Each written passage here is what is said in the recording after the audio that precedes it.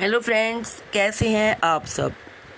दोस्तों, अक्सर लोग कन्फ्यूज़न में रहते हैं कि हमें रोटी पर घी लगाकर अथवा चुपड़ी हुई रोटी खानी चाहिए या नहीं। आइए आज जानते हैं कि हमें रोटी पर घी लगाकर खाना चाहिए या नहीं। दोस्तों, घी भारतीय रसोई का एक अहम हिस्सा है। प्राचीन काल से ही घी का इस्तेमाल खाद्य पदार्थों में किया जाता है। यह न केवल खाने के स्वाद को बढ़ाता है, बल्कि ये सेहत के लिए भी फायदेमंद माना जाता है।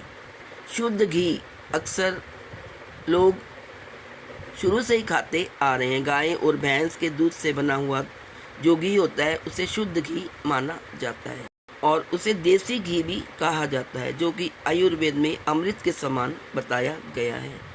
अब घी का इस्तेमाल सबसे ज़्यादा रोटी के साथ ही किया जाता है।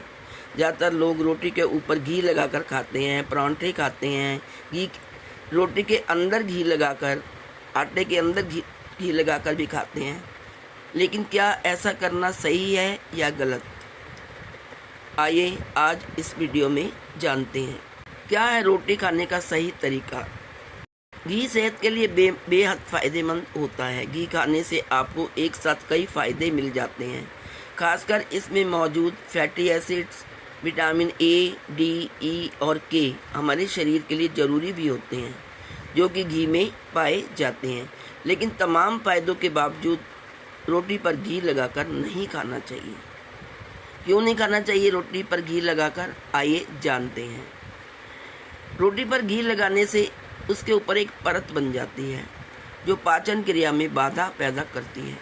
यह परत भोजन को ठीक से पचने नहीं देती, जिससे आपको गैस, अपच या भारीपन जैसी समस्याएं हो सकती हैं। ऐसे में रोटी पर घी लगाने से बचें। इससे अलग आप रोटी के साथ जो भी सब्जी या दाल खा रहे हैं उसमें 1 चम्मच घी डाल सकते हैं। यानी दाल और सब्जी में घी डालकर उसके साथ रोटी खाएं, लेकिन रोटी पर घी ना लगाएं। कई लोग रोटी को सॉफ्ट बनाने के लिए उसमें घी लगाते हैं। ऐसे में अगर आपकी रोटियां टाइट हो जाती हैं तो आप आटा गूंथते समय उसमें घी डाल सकते हैं। यदि आपको लगता है कि रोटी सूख गई है, उनसे नहीं चबाई जा रही, तो आप आटा गूंथते समय उसके अंदर घी डाल सकते हैं।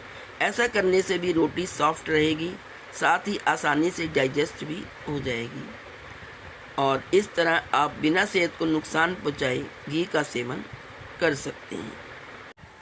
एक ज़माना था जब हमारे पूर्वज, हमारे फोर फादर्स, दादा परदादा, दादी नानी रोटी पर कच्चा देसी घी रखकर खाया करती थी और उस समय उनको डाइजेस्ट भी हो जाता था। हमारे बुजुर्ग बताते हैं कि हम देसी घी रूखा ही खा जाते थे। कोई भी चीज़ लेते थे हम गुड़ और घी लेकर रोटी के ऊपर रखकर खा लेते थे। लेकिन दोस्तों, आज समय बदल गया है। आज शारीरिक मापदंड बदल गए हैं। पहले लोग बहुत मेहनत करते थे, बहुत फिज़िकल वर्क करते थे, जो उनका खाया पिया सब डाइजेस्ट हो जाता था। लेकिन आज मशीनों का युग है दोस्तों, ये डिजिटल युग है।